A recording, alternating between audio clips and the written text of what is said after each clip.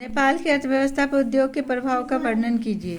नेपाल खनिजों के मामले में बहुत पिछड़ा हुआ देश है। यहाँ यहाँ उर्वरक की मात्रा अधिक है। यहाँ यहाँ अवरक मुख्य खनिज है। अल्प मात्रा में यहाँ तांबा, लिग्नाइट और आदि पाए जाते हैं। कोबाल्ट आदि पाए जाते हैं। शक्ति के साधन के रूप में भारत के सहयोग से यहाँ देवी घाटी में जल विद्युत परियोजना चालू की गई।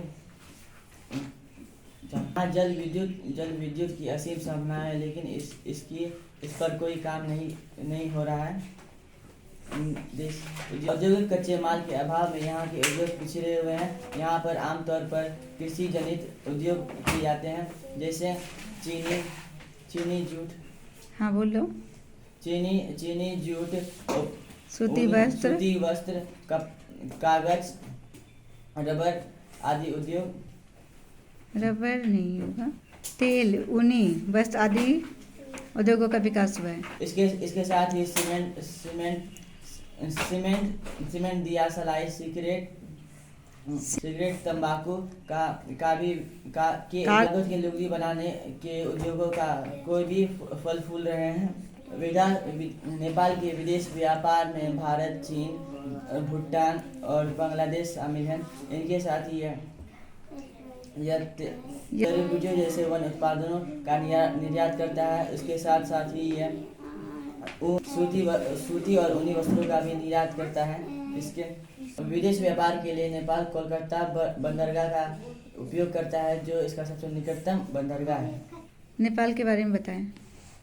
नेपाल भारत का एक प्रमुख पड़ोसी देश है। इसके उत्तर में चीन, दक्षिण में उत्तर प्रदेश और बिहार, पूर्व में सिक्किम और पश्चिम में उत्तराखंड है।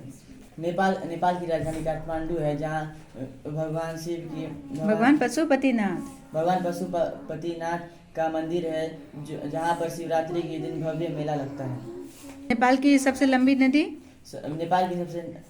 नदी कर्णाली है। नेपाल की तराई क्षेत्रों में जलोढ़ मिट्टी पाई जाती है।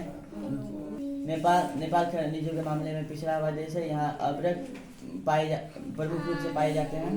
पोखरा नेपाल का सबसे दूसरा बड़ा नगर है। अन्य प्रमुख नगरों में वीरगंज तथा जनकपुर प्रमुख नगर है। नेपाल का मुख्य व्यापार भारत, चीन, भूटान तथा बांग्लादेश के साथ होता है। 2008 में नेपाल में राजतंत्र को खत्म कर लोकतंत्र की स्थापना की गई।